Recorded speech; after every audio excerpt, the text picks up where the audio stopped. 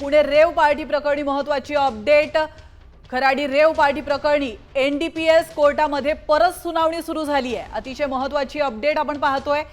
तर आज कोर्टामध्ये सुनावणी झाली आहे आणि या सुनावणीमध्ये खेवलकरांसह इतर 7 जणांना न्यायालयीन कोठडी सुनावण्यात आली होती। मात्र एनडीपीएस कोर्टात आता परत सुनावणी सुरू झाल्याची माहिती समोर येते।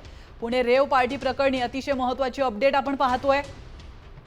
तर खराडी रेव पार्टी प्रकरणी आता एनडीपीएस कोर्टामध्ये परत सुनावणी सुरू आहे। याविषयी अधिक माहिती देत आहेत आपले प्रतिनिधी सागर आव्हाड। सागर, आपण पाहतोय काहीच वेळापूर्वी सुनावणी पार पडली होती, न्यायालयीन कोठडी सुनावण्यात आली होती, मात्र आता एनडीपीएस कोर्टामध्ये परत सुनावणीला सुरुवात झाली आहे। काय अधिक माहिती मिळते?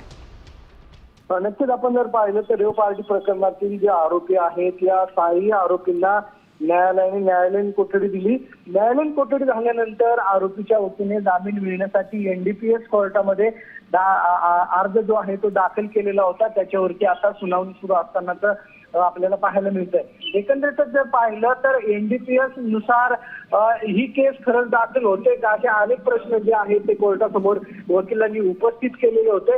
मात्र जे तपास अधिकारी आहेत त्यांनी कोर्टासमोर सांगितलं। नक्कीच धन्यवाद सागर, तुम्ही दिलेल्या महत्त्वपूर्ण माहितीबद्दल। आता isakal.com आहे देशातील नंबर 1 ची मराठी न्यूज वेबसाईट। प्रत्येक अपडेटसाठी isakal.com ला नक्की भेट द्या।